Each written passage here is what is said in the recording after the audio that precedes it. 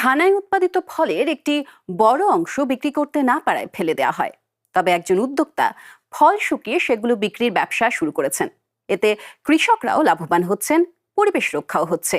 এই খাবার বিক্রি করে তরুণ ও নারীরা তাদের স্বপ্ন বাস্তবায়নের জন্য পর্যাপ্ত অর্থ আয় করতে পারছেন। ঘানায় ফল শুধু জন্মায় না, হারিয়েও যায়। প্রতি বছর অনেক আম, আনারস এবং কলা খাওয়ার আগেই পচে যায়। কিন্তু বর্জ্যকে যদি সম্পদে পরিণত করা যায় আর স্ন্যাক্স বিষয়টি যদি জীবন বদলে দেয়, তাহলে কেমন হয়? ফসল তোলার পর যে ক্ষতি হয় সেটা নিয়েও ভাবতে হচ্ছে, কারণ ঘানায় বছর 2 আগে আমের সবশেষ 2 মরশুমে যে পরিমাণ আম সংগ্রহ করা হয়েছিল তার প্রায় অর্ধেকই ফেলে দিতে হয়েছিল। একজন কৃষক যখন কঠোর পরিশ্রম করার পর তার উৎপাদিত আম বিক্রির জন্য বাজার পান না এবং সংরক্ষণের অভাবে সেগুলো ফেলে দিতে হয়, তখন তা তার জন্য অনেক বেদনাদায়ক হয়। তাই এসব ফল ভালোভাবে শুকিয়ে বাজার তৈরি করা গেলে তা কৃষক ও ক্রেতা সবার জন্যই ভালো হয়। ইমানুয়েল আম্পাদুর জন্য খাবার শুধু পুষ্টিকর নয়, এটি একটি সুযোগও বটে।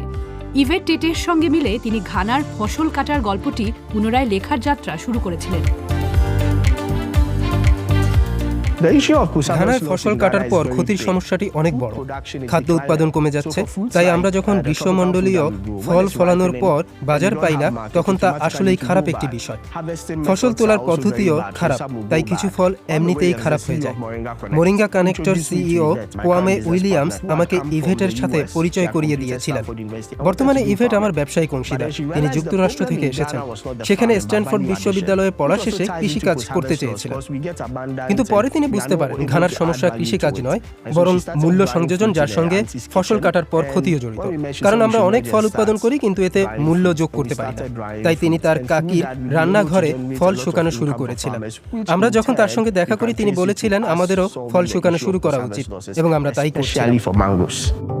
ইমানুয়েল আম্পাদু কৃষকদের ফসল নষ্ট হওয়া দেখে বড় হয়েছেন, তাই তিনি সেই ক্ষতিকে সুযোগে পরিণত করার কথা ভাবেন। আমাদের এখানে শুধু তরুণরাই কাজ করে না, শুধু নারীরাই আমাদের কর্মী নন, আমরা জলবায়ু সচেতন। এই তিনের মিল তরুণ ও নারীদের জন্য আয়ের ব্যবস্থা করেছে।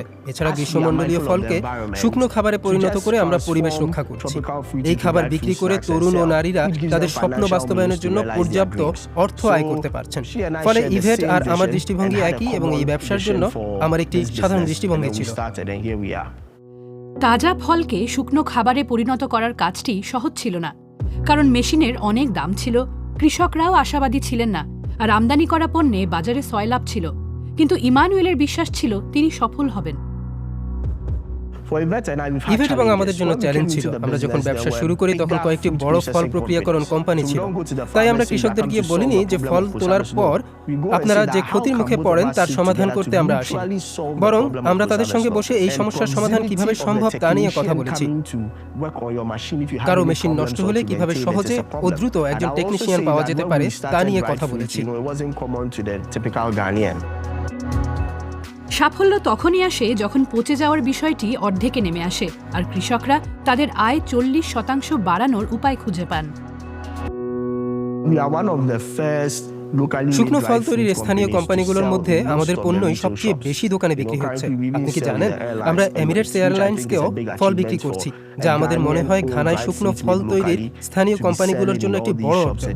আমাদের উৎপাদন প্রক্রিয়াটা এরকম, আমরা কৃষকদের কাছে গিয়ে ফল সংগ্রহ করি, ফল পাকলে তারাই আমাদের সঙ্গে যোগাযোগ করে। তারা ফলের মধ্যে চিনির মাত্রা নিশ্চিত করার পর আমরা খামার থেকে ফলগুলো কারখানায় নিয়ে আসি। তারপর সেগুলো ধোয়া ও ওজন করা হয়।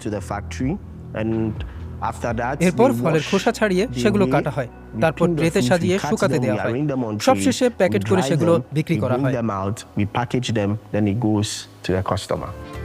ইমানুয়েলের company pure and just food শুধুই ব্যবসা নয়, এটি একটি আন্দোলন। নতুন এক ধরনের স্ন্যাক, স্বাস্থ্যকর, স্থানীয় এবং স্টাইলিশ,